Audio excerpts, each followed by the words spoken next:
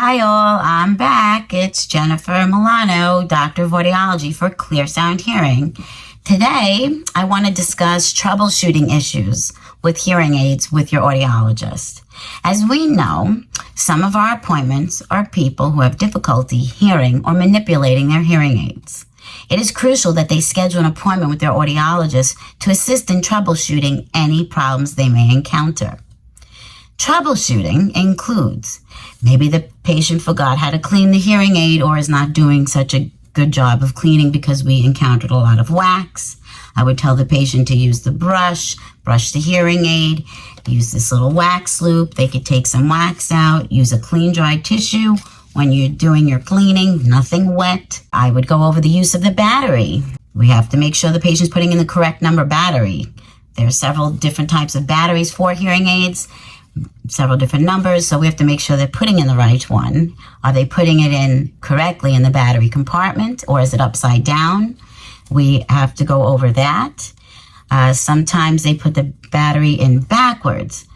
So these are all things that we have to go over. Patient may say that the hearing aid is intermittent, it's going on and off. Then that would lead me to have to listen to the hearing aid and make sure, what is going on with this hearing aid? Why is it shutting on and off?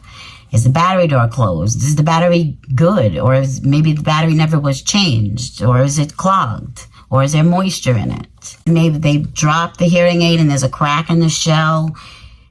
We have to make sure we could assess the crack, if it could be fixed either here at our in-office lab or need to be sent out to the manufacturer. Hearing aid ever got wet, sometimes they forget to take it off and they jump in the pool or go in the shower. And then, of course, the hearing aid, if it doesn't work, I'd have to send it back to the lab. I would also discuss with the patient if there's anything missing on the hearing aid. Sometimes the wax guards are out because they don't put them in properly.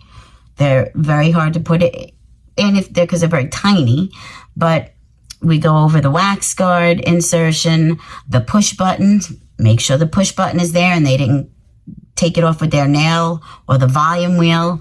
We have to look at a lot of things on the hearing aid and make sure the battery door is secure. So when a patient presents any of these problems to me, I take the hearing aid from the patient and I perform a listening check immediately. I use my little ear stethoscope, which I always have with me, and I listen to the hearing aid just as the patient brought it in without me fixing it, because I want to hear what the patient is hearing, what kind of issue are they experiencing. Then I will clean the instrument, the microphone, I check the receiver, the wire, if there's a receiver wire, I clean the faceplate of it, change the receiver or change the wax guard, replace the dome, check the battery power level. And then I will clean it up, and then I will perform another listening check with my stethoscope. All this is all explained to the patient as I'm doing it. Whatever problem the patient came in for, demonstrate to them what they're doing incorrectly so they can get it right.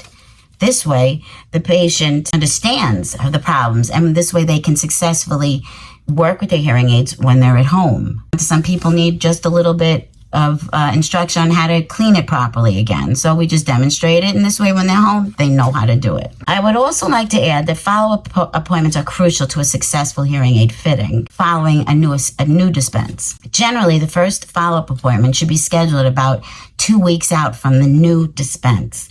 In that time, the patient will have acclimated a bit to the hearing aid, and they're able to bring to our attention things that they're experiencing, or things maybe they want it to be louder or lower. These are things that we have to go over for a successful hearing aid fitting with all our patients.